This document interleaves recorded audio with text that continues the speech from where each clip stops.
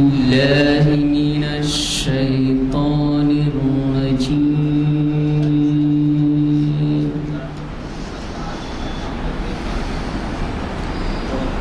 بسم الله الرحمن الرحيم.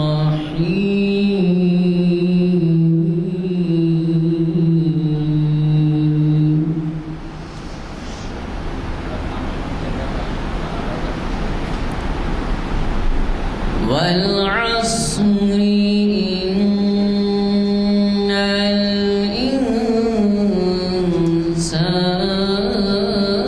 الإنسان لفي خسر. والعصر إن الإنسان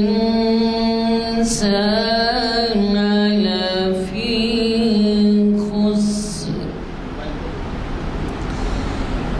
إلا الذين آمنوا وعملوا الصالحات وتواصوا بالحق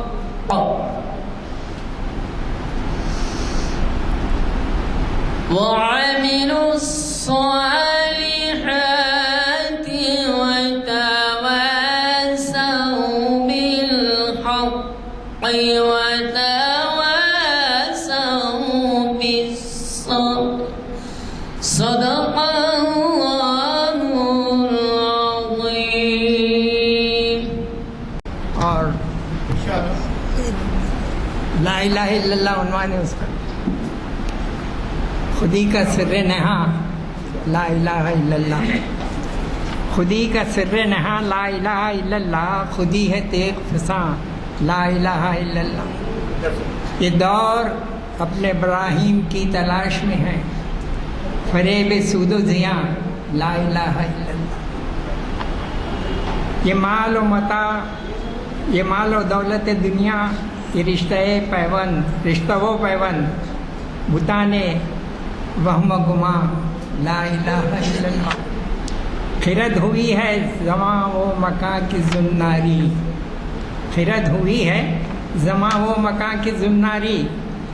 نہ ہے زماں نہ مکاں لا الہ الا اللہ. یہ نغمہ فصل گل و لالا کا نہیں پابند. یہ نغمہ فصل گل و لالا کا نہیں پابند. بہار ہو کے خزاں لا الہ الا اللہ. اگرچہ بت ہے جماعت کی آستینوں میں، اگرچہ بت ہیں جماعت کی آستینوں میں، مجھے ہے حکم اذان لا الہ الا اللہ. السلام علیکم. حضرات بفضل خدا آج ہماری 1072ویں نشست ہے، اور اسے آپ کے جانے پہچانے مقرر جنہوں نے شاید ہماری تقریباً 200 محفلوں کو کروایا ہے، پروفیسر خواجہ ناصر الدین صاحب آپ سے مخاطب ہونے والے ہیں. انہوں نے بہت ہی اہم عنوان دیا ہے.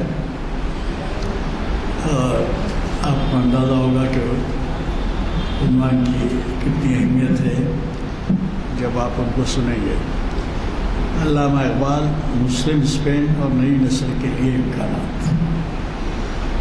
آج یہ محفل اقبال شناسی 1072ویں نشست جامعہ مسجد عالیہ گڑھ فاؤنڈری کے کانفرنس ہال میں منعقد ہو رہی ہے.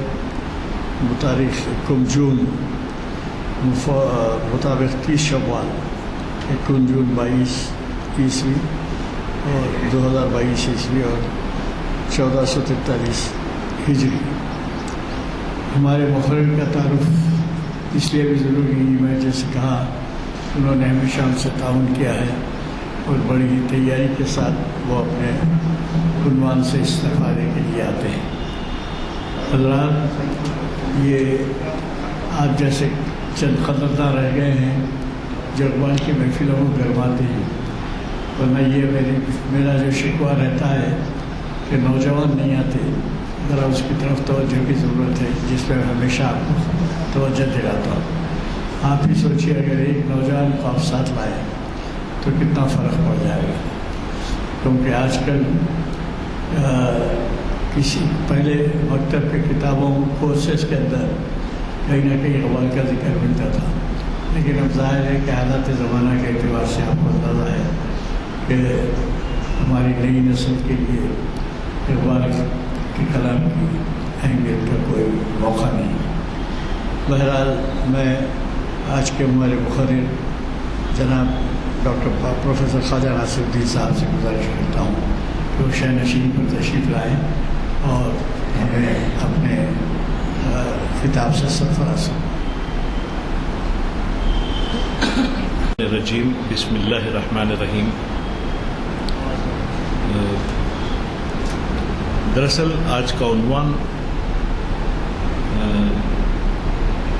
ہمارے اسپین کے سفر سے بھی متعلق رکھتا ہے جو 2-4 مہینے پہلے بھی، اور 2 باتیں اس ضمن میں آپ سے میں عرض کرنا چاہتا ہوں۔ بات تو تکلیف دہ ہے ضرور، لیکن میں تھوڑا سا یہ دیکھنا چاہتا ہوں کہ اقبال نے ایک ایسی دنیا جس میں مسلمان اور اسلام 800 سال تک ترقی کے ان مراحل پہ رہا جس کا تصور موجودہ دنیا کر ہی نہیں سکتی جب تک کہ وہ اسپین کو نہ دیکھے۔ ایک پوری قوم کے مٹ جانے کے جو آثار وہاں موجود ہیں، اقبال کی علمیت اور اقبال کی فکر نے اس میں سے ایک آنے والی ملت اسلامیہ کے لیے امکانات تلاش کیے، لیکن اگر اسپین کو اور خرطبہ اور غرناطہ اور اشبیلیہ کے مقامات کو اگر آپ پرسنلی اگر دیکھیں گے تو کانپ کے رہ جائیں گے۔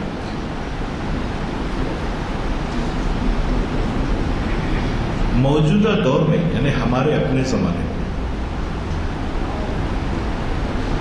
جیسا کہ قوم عاد اور سمود کا ذکر قرآن میں ملتا ہے، کچھ کم یا زیادہ اسپین سے ایک انتہائی تہذیب یافتہ، طاقتور، خوشحال ملت کا مٹ جانا، اس کی بات سمجھنے سے بہت مشکل ہوتی ہے، بہت تکلیفیں ہوتی ہیں اس سے۔ اور وہی ایگزامپل جو قرآن میں نے ایک بات بتائی، عاد و سمود کی جو مثالیں ہیں جہاں قومیں الٹ دی گئی ہیں، وہی حشر آپ کو اسپین میں نظر آتا ہے۔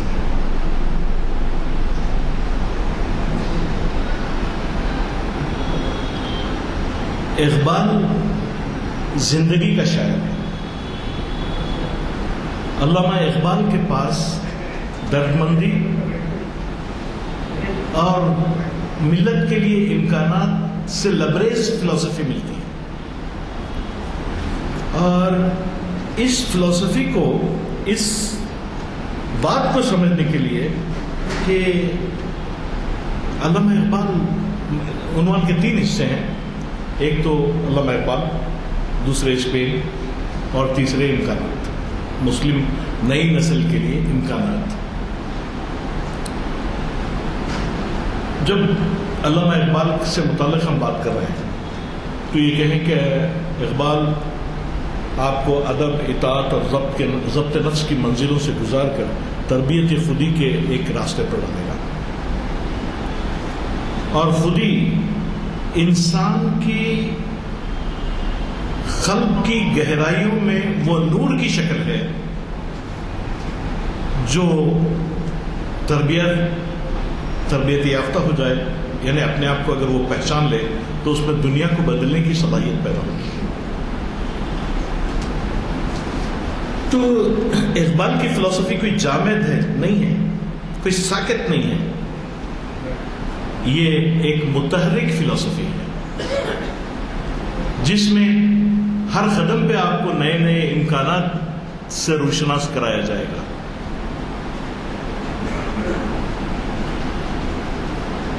اقبال کی یہ بے چینی، اضطراب اور دردمندی اور شوق اس لیے ہے کہ عالم جہان نو ہو رہا ہے پیدا اور عالم پیر مر رہا ہے۔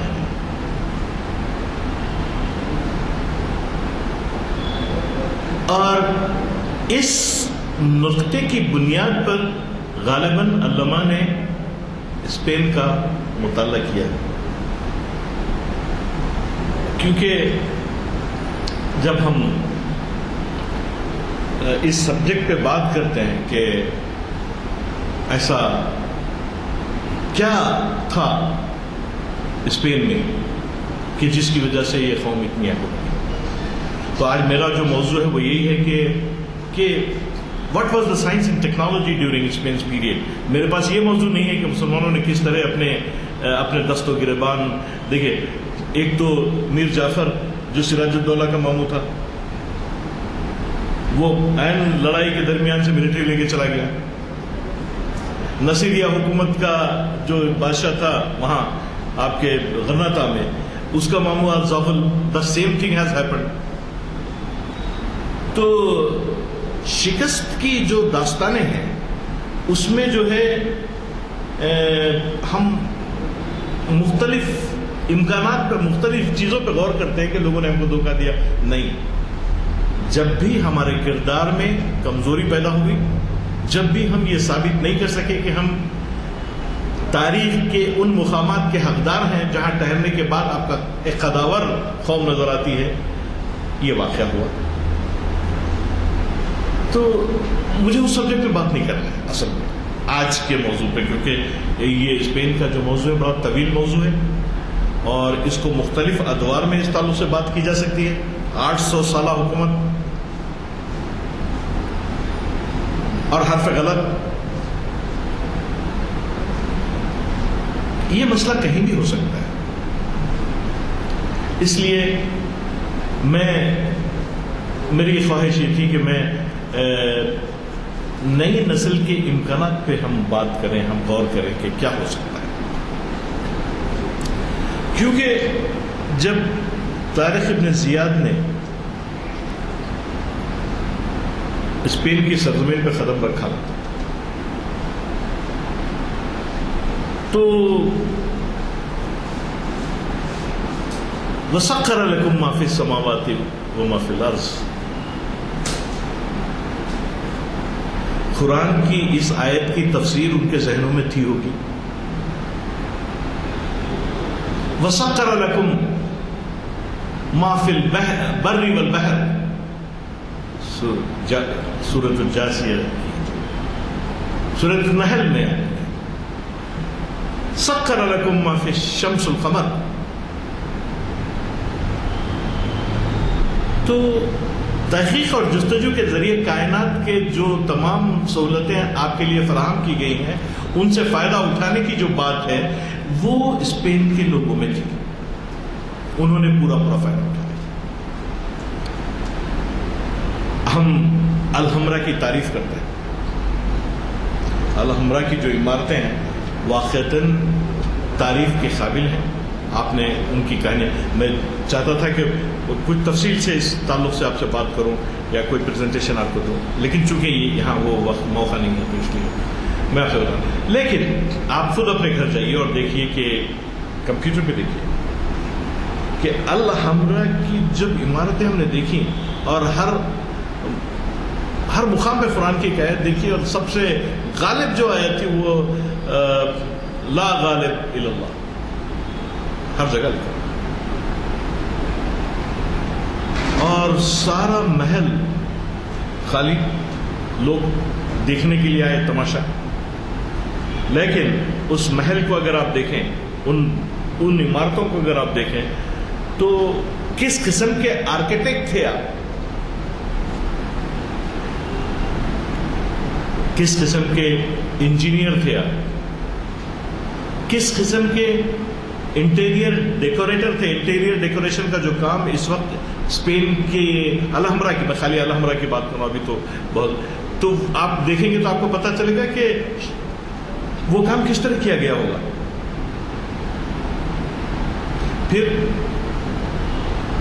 واٹر انجینئرنگ،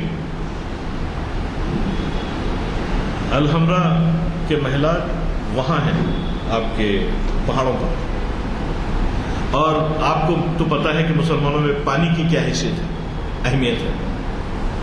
ہر مقام پہ بہتا ہوا پانی، وضو کرنے کے لیے ہر 4 قدم اور 8-10 قدم کے اوپر آپ کو وہ پانی مل جائے گا.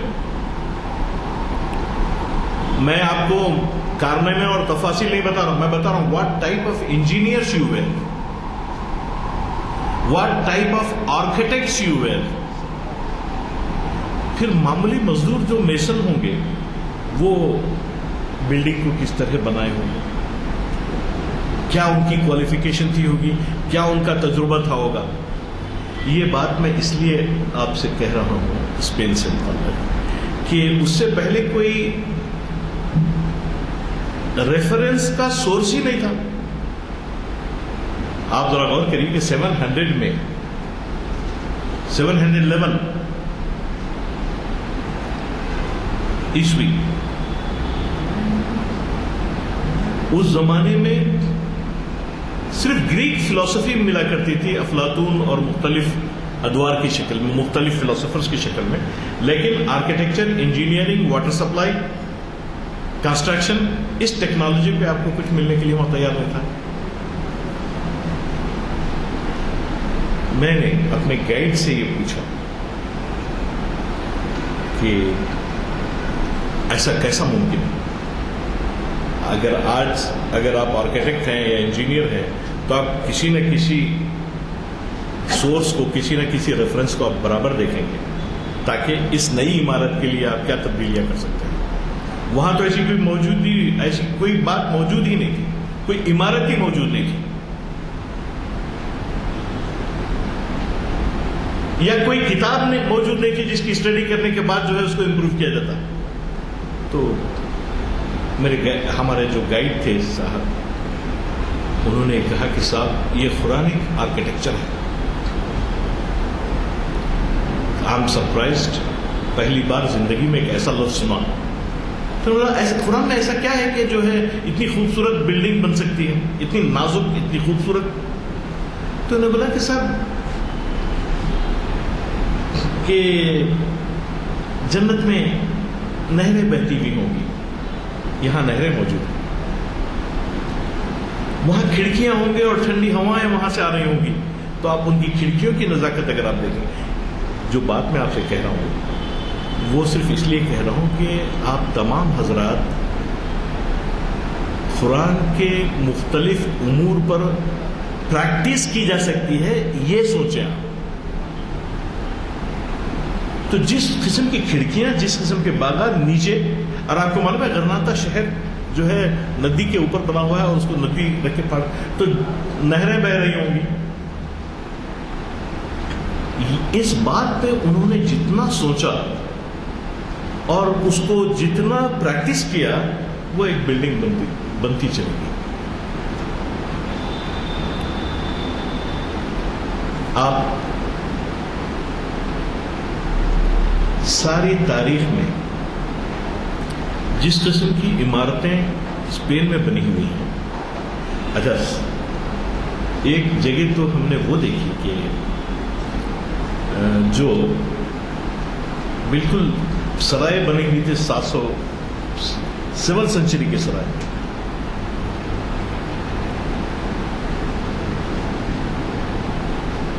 پھر روڈز پتھر. پھر لوگوں نے وہ جگہ بھی بتائی جہاں وہ لوگ چھپ کے نماز پڑھا کرتے تھے جب وقت خراب آیا. وہاں دا سملرٹی آپ اس کو دیکھ سکتے ہیں. لیکن میرا جو سبجیکٹ ہے وہ یہ ہے کہ کس قسم کے اساتذہ اس زمانے میں اسپین میں موجود تھے، کس قسم کے کارنامے انہوں نے انجام دیے، اور ان میں سے چند حضرات کا میں یہاں ذکر کروں گا آپ کے سامنے، اور انشاءاللہ کوشش یہ ہوگی کہ کسی وقت بہت ہی مناسب اکیڈمک طریقہ کار پہ اس کو آپ کے سامنے پریزنٹ کیا جائے اور بتایا جائے۔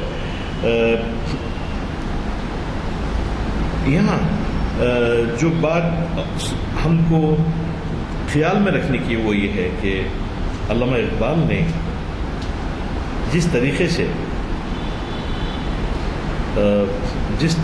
سے اس دنیا کو دیکھا، اور اس دنیا کو دیکھا جہاں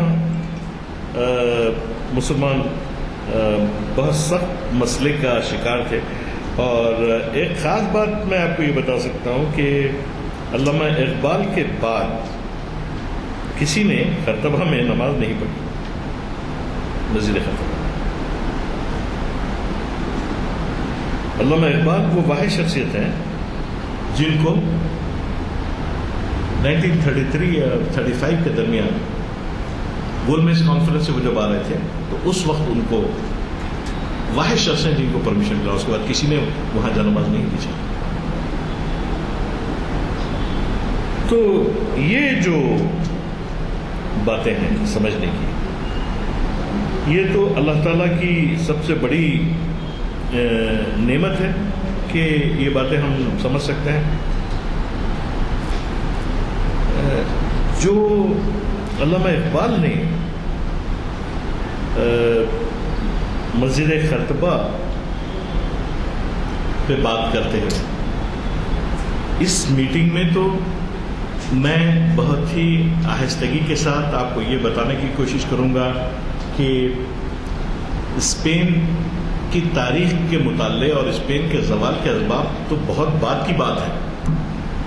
پہلے ہم اسپین میں کامیاب کیوں ہوئے اس تعلق سے تو بات کر لیں، اور پھر اس سے ہماری دنیا میں جو امکانات ہم کو نظر آتے ہیں اس کو سمجھنے کی تو کوشش کریں۔ یہ دراصل میرا سبجیکٹ ہے۔ یہاں ابھی میں بتایا کہ علامہ اقبال کوئی ساکت و جامد فلسفی کے آدمی نہیں تھے، وہ ایک متحرک فلسفی کے آدمی، وہ زندگی کو ریفر کرتے تھے اور زندگی کو آفر کرتے تھے۔ اب یہ جو ہے ان لوگوں کی ذمہ داری ہے، ان اصحاب کی ذمہ داری ہے کہ وہ اس بات کو سمجھ پائیں اور اس کو اپنی زندگیوں میں اڈاپٹ کرنے کی کوشش کریں۔ اب دیکھیے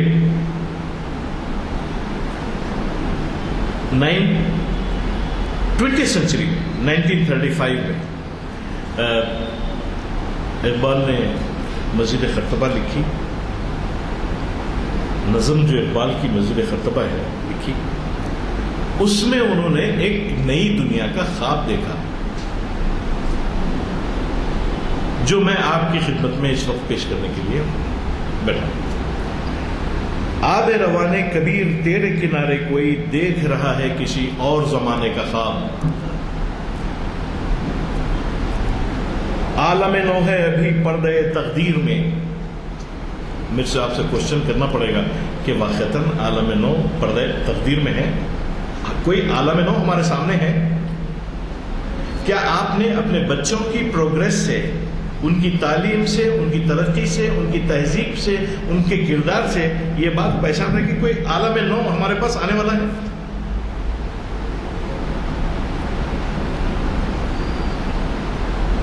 کیونکہ اس عالم نو کے بغیر کہانیاں ریپیٹ ہوتی رہیں، ان کی تکرار ہوتی رہی۔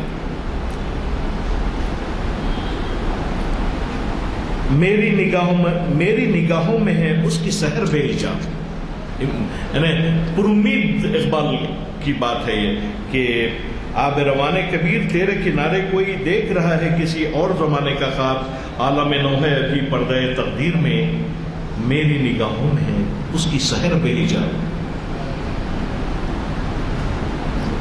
علامہ اقبال ہم میں سے ایک آدمی تھے جنہوں نے مایوسی کا سبق نہیں سیکھا تھا۔ کیا ہم سب لوگ اس شہر کو بے حجاب دیکھ رہے ہیں عالم نو کی. کہیں دور دور تک عالم نو کے امکان نظر آتا ہے, کہیں دور دور تک عالم نو کے معمار نظر آتے ہیں, کہیں دور دور تک عالم نو کی تیاری نظر آتی ہے.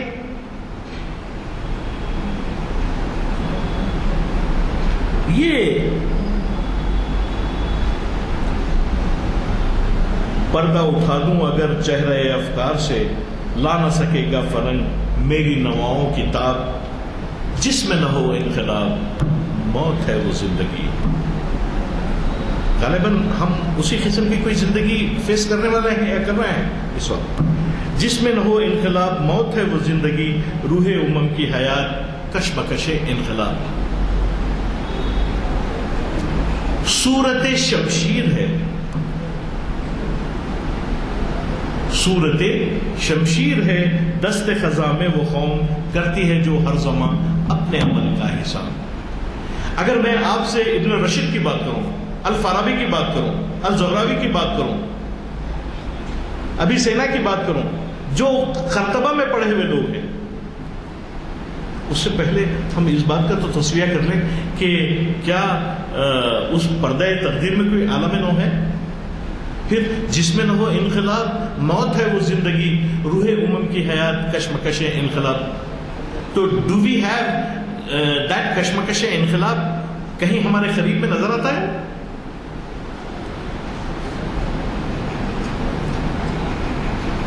کہیں ہمارے قریب میں وہ بات نظر آتی ہے؟ اگر ہمارے بچے یونیورسٹیز اور کالجز جاتے ہیں, دیکھیے جب ہم قرآن کی بھی تعلیم دیتے ہیں تو قرآنک آرکیٹیکچر کی تعلیم دیتے ہیں, انجینئرنگ واٹر ریسورسز کے تعلق سے. اللہ تعالیٰ کہتا ہے کہ تمہارے لیے پانی اور زمین دونوں کو مسخر کر دیا گیا ہے, تمہارے لیے کائنات کی ہر چیز کو مسخر کر دیا گیا ہے, سورج چاند ستارے تمام آپ کی خدمت کے لیے موجود ہیں.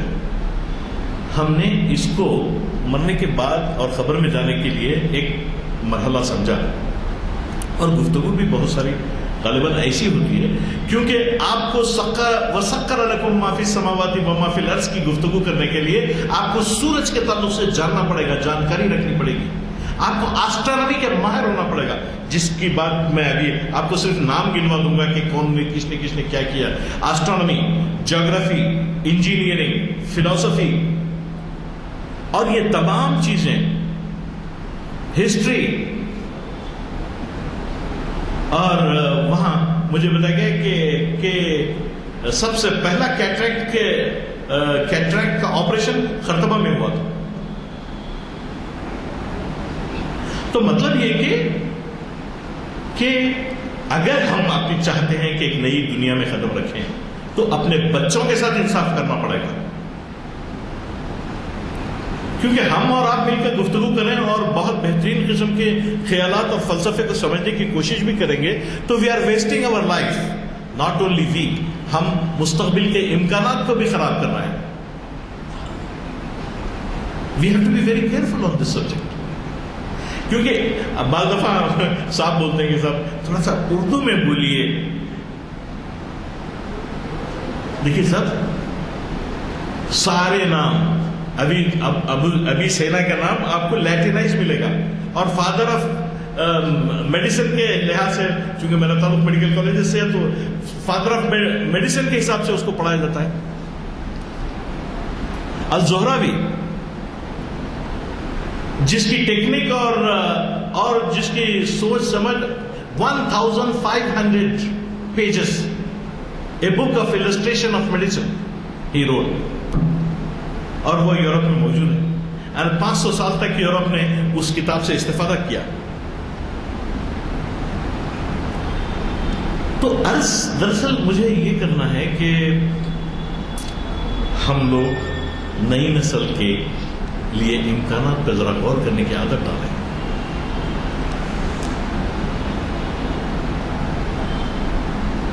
جب خرطبہ مسجد میں گیا تو جتنے لوگ میرے ساتھ تھے وہ they were trying. کیونکہ کتابوں میں کسی حال کو پڑھنا اور کتابوں میں کسی ذلت کو پڑھنا ایک الگ چیز ہے، اپنی آنکھوں سے دیکھنا ایک الگ چیز ہے. سارے دروازے بند، ایک ہی مقام، وہی جو محراب ہے جہاں اقبال نے نماز ادا کی تھی، وہ ایک خالی، ایک لے، ہر طرف کرائسٹ کی مورتی تمام.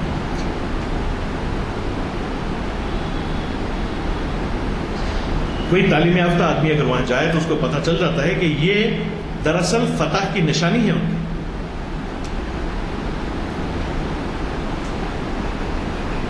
لیکن اس سے ہٹ کے اگر آپ اس کی تعمیر پہ ہی غور کریں، وہ تیرا مینارے بلند جلوہ ہے جبرائیل، اور تیرے ستون بے شمار، واقعتاً وہ یہ چیز جو ہے زمین پہ آپ کو نظر آتی ہے کہ، لیکن وہاں آپ دیکھیں گے تو صورتحال بھی نہیں ہوتا. وہاں اگر آپ یہاں کبھی بھی ایز اے ٹیچر میری خواہش نہیں ہوئی کہ آپ کے سامنے کوئی دھواں دھار اور خوبصورت قسم کا لیکچر الفاظ سے بھرپور آپ کو دے ماروں، میری یہ کبھی خواہش نہیں ہوتی. میں یہ غور کرتا رہتا ہوں کہ کہیں کسی بات سے کہیں سے کوئی کومپل پھوٹ نکلتی ہے کیا، کہیں سے کوئی چھوٹا سا پودا نکل سکتا ہے کیا. کیونکہ ابھی والعصر ان الانسان لفی خسر، اور اس کی تفسیر آپ اسپین میں دیکھ سکتے ہیں، بغداد میں دیکھ سکتے ہیں، ہندوستان میں دیکھ سکتے ہیں.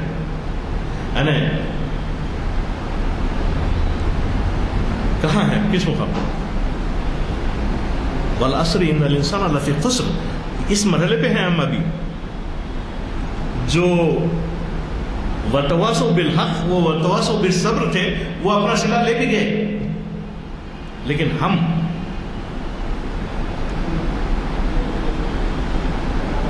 والعصر ان الانسان لفی خسر کے مرحلے میں. جب الا الذین آمنوا وعملوا الصالحات، عمل صالح کس کو کہتے ہیں؟ You should be the best engineer, you should be the best doctor, you should be best father, you should be best man is عمل صالح. پتہ نہیں جتنی آپ کے پاس تعلیم ہوگی، تفسیر بھی اسی قسم کی ہوگی، بات چیت بھی اسی قسم کی ہوگی. فلاح کا مسئلہ کیا ہے؟ فلاح کا مسئلہ، آپ لوگ سب بہت تعلیم یافتہ اور سمجھدار لوگ ہیں، بتائیے کہ فلاح کا مطلب کیا ہے؟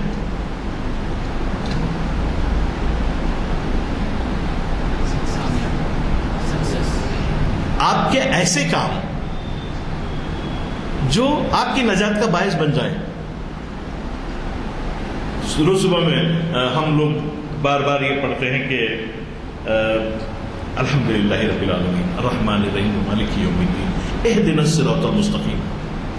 وہ اس پہ دیکھنے کے بعد سمجھ میں آتا ہے، اس کی تفصیل سمجھ میں آتی ہے. اہدنا الصراط المستقیم کیا ہے؟ واٹ از دس؟ کبھی آپ نے کشتیاں چلائی ہیں؟ کبھی آپ نے اللہ تعالیٰ کے نام پہ اس کے نام کو اسٹیبلش کرنے کے لیے، اس دنیا کے مالک کے لیے کام کرنے کے لیے کبھی کشتیاں چلائی ہیں؟ کبھی محنت کی ہے؟ کبھی آپ نے کبھی اذائیں، کبھی یورپ کے کیسے کیسے باغات میں آپ نے اذانیں دی ہیں، کیسے کیسے صحراؤں میں اذانیں دی.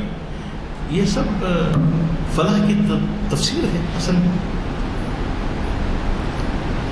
اہدنا الصراط المستقیم کا مطلب یہ ہے کہ آپ صبح سے شام تک بہترین کام کرتے رہیں، ایک نہ ایک کنسٹرکٹیو ورک کرتے رہیں جو آپ کے والدین کے لیے بہتر ہو، جو آپ کے پڑوسیوں کے لیے بہتر ہو، جو آپ کی سوسائٹی کے لیے بہتر ہو، جو آپ کی نسلوں کے لیے بہتر ہو.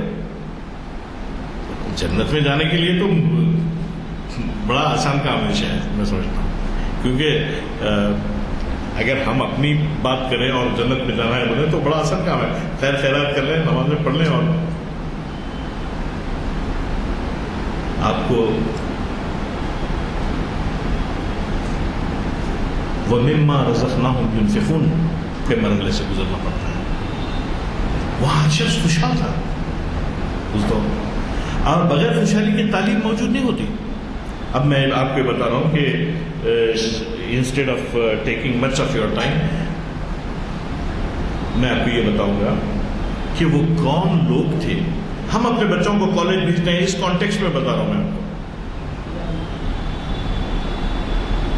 ہم اپنے بچوں کو یونیورسٹیز بھیجتے ہیں, اس کانٹیکسٹ میں آپ کو بتا رہا ہوں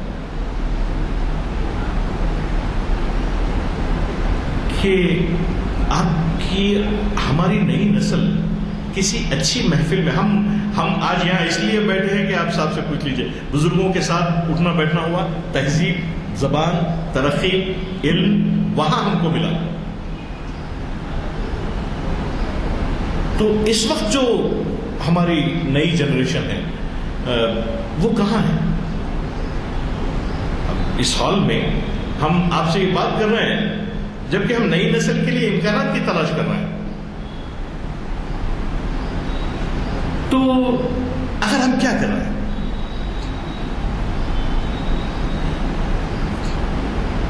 میکے میری نواؤں میں ہے, میکے میری غزل میں ہے, آتش رفت کا سراغ.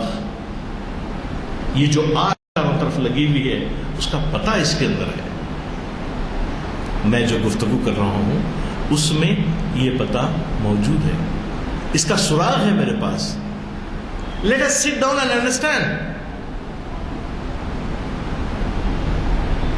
میری تمام گفتگو کھوئے ہوں کی جستجو, یعنی وہ کھوئے ہوئے خلفائے راشدین بھی ہو سکتے ہیں, وہ بڑے بڑے ایسے معززین اور محترم شخصیتیں ہو سکتی ہیں جنہوں نے دنیا میں کارنامے انجام دیے.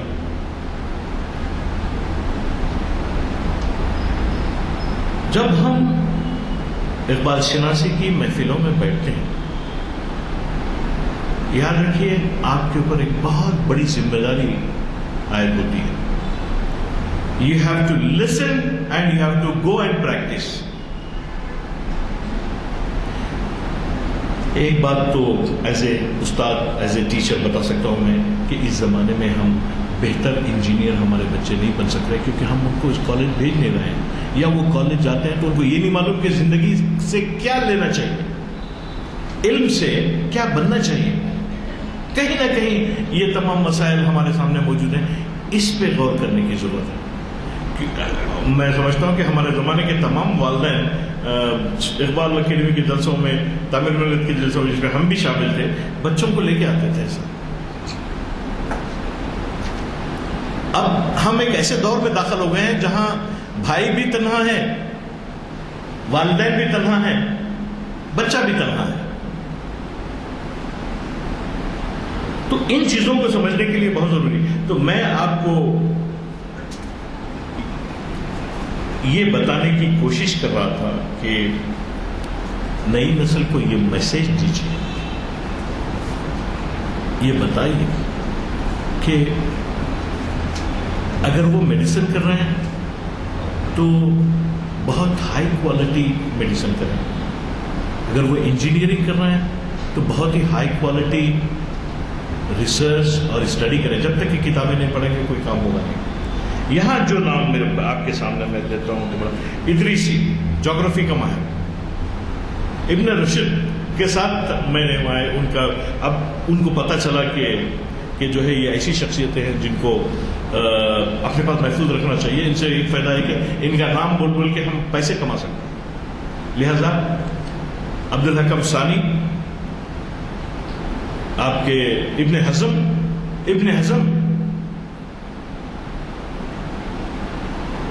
ابن رشد, تنقید کے جو مراحل ہوتے ہیں وہ علمیت کی بنیاد پہ ہوتے ہیں.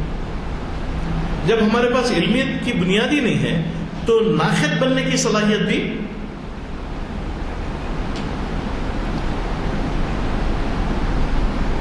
آپ سے میری ایک درخواست ہے کہ ہم ایک دو اور لیکچرز میں ان کو سسٹمیٹک پیش کرنے کی ہم کوشش کریں گے. کچھ آپ کو سامنے وہ آیتیں جو لکھی ہوئی ہیں اور کچھ تصاویر جو الحمرا کی یا غرناطہ کی ہیں, یا اشبیلیہ کی ہیں یا مسجد خرطبہ کی ہیں، حیرت ہوتی ہے دیکھنے کے بعد. ارے علامہ اقبال کی علمیت نے اس سب سے بڑے جھٹکے کو برداشت کر لیا. آپ کے سامنے ہے جو کچھ. اتنی بڑی مسجد تو اس زمانے میں شاید دنیا میں کہیں نہیں تھی ہوگی. 700 سینچری اتنی بڑی مسجد. تو مسجدوں کے بڑے ہونے سے کچھ نہیں ہوتا، ایسا لگتا ہے. یعنی آپ بولے ایسا کیسا بول دیا صاحب، آپ بھی تو بہرحال مسلمانوں کے ایسا بولتے کیا؟ لیکن یہ چل رہا ہے معاملہ، دکھ رہا ہے یہ بات. تو پھر کیا ہونا چاہیے؟ علم و حکمت. یعنی تقریباً یہ جو 800 سال کی حکومت کا دوران ہے، اس میں بے شمار اسکالرس. ظاہر ہے کہ کسی بھی حکومت کی نیک نامی اور ترقی اس کے باشندوں کی صلاحیتوں کی پہ ہوتی ہے. تو اس زمانے میں آپ کو بے شمار مائمونائٹس، ادریسی، ابن رشد، ابن حزم، الفاردی، الفارابی، عطار ہو، رومی ہو، رازی ہو، غزالی ہو، ابن العربی.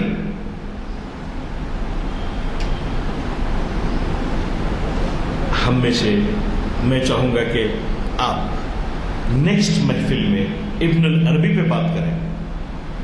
آپ پڑھ کے آئیں اور ایک پیپر یہاں رکھ کے آپ پڑھیں.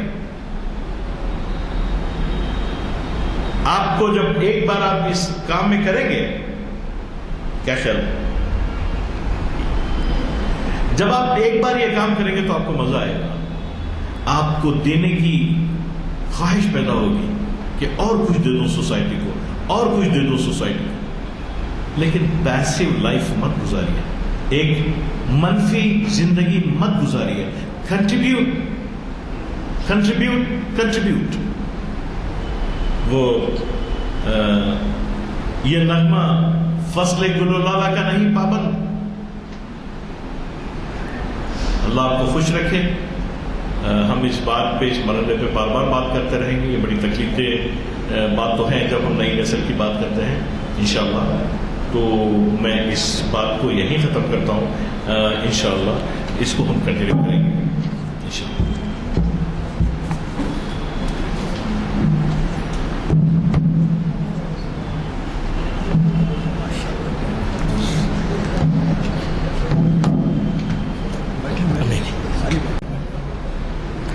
حضرات، آپ نے ایک نہایت ہی عالمانہ خطاب سوال فرمایا.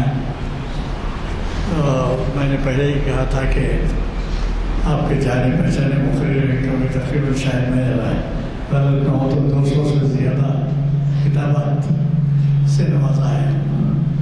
اور آپ اندازہ لگائیے کہ اس معیار کے خطاب نہ صرف آپ کی محفل کو گرماتے ہیں بلکہ ساری دنیا میں دیکھے جاتے ہیں. اور ہم اس کی سہولت رکھے ہیں. یہ طاہر علی صاحب ہمارے جو یہاں کے کارکر والنٹیئر ہیں، وہ جو ہے اس کا انتظام کرتے ہیں کہ ساری دنیا میں خطابات دیکھے جائیں. بہرحال آپ کو اندازہ ہوا ہوگا کہ کس قدر عالمانہ خطاب آج کے مقرر صاحب نے کتاب سے ہم کو نوازا ہے. آئندہ کے بارے میں جو اعلامیے ہیں وہ آپ کے ہاتھ میں آ گئے ہوں گے ابھی تک. اور کہاں نہیں لائے ہو اگلے اعلامیے کہاں ہیں؟ تقسیم نہیں ہوئے گے، پوچھو اگلے اعلامیے کہاں ہیں طاہر علی صاحب؟ نہیں اگلا یہ نہیں بول. اگلے اعلامیے آ گئے پھر سب کو ہاں دے چکے. تو آپ کو اگلے اعلامیے کے مطابق تحریک آزادی میں مسلمانوں کا حصہ، یہ بہت ہی اہم عنوان ہے جس کو محمد ضیاء الدین نیر صاحب، آپ واقف ہیں نیر صاحب سے، تاریخ اسلام کی 927ویں نشست میں مخاطب کریں گے. اور پھر پیر کے دن 6 جون مسجد، نماز اور نمازی. یہ دریا کو کوزے میں بند کر دیا ہے، انہوں نے عنوان کیا دیا ہے، مسجد، نماز اور نمازی. اور آپ ان عالمانہ ان عالم شخصیت سے اچھی طرح سے واقف ہیں. حافظ محمد اسحاق کمال قادری وہ صاحب ہیں جنہوں نے ہمارا پہلا لیکچر دیا تھا یہاں پر، اور یہ پہلے لیکچر کے بعد سے آج یہ شاید 1073ویں نشست ہوں گی اگلے ہماری. تو اس سے اس کی اہمیت کا اندازہ ہوتا ہے. تحریک آزادی میں مسلمانوں کا حصہ ضیاء الدین نجی صاحب، اور پھر منگل کے دن یعنی مسجد اور نماز اور نمازی حافظ محمد اسحاق کمال قادری، اور پھر اقبال چہارشنبے کے دن اقبال کی نظموں میں آلوہی تصورات پروفیسر مجید بیدار مخاطب کریں گے. آلوہی اقبال کی نظموں میں آلوہی تصور الہی آئی. اچھا الہی. اقبال کی نظموں میں الوہی تصورات، یہ بھی آپ کو خود اندازہ ہوگا کہ عنوان سے کتنی اہمیت کا ہے. اور محفل اقبال شناسی کی 1073ویں نشست کو یہ پروفیسر مجید بیدار سے آپ اچھی طرح سے واقف ہیں، ان کے خطابات سن چکے ہیں اور ان کی علمی صلاحیتوں سے آپ واقف ہیں. بہرحال چونکہ دعا فرمائیں گے. ربنا افرغ علينا صبرا وثبت اقدامنا وانصرنا على القوم الكافرين والحمد لله رب العالمين.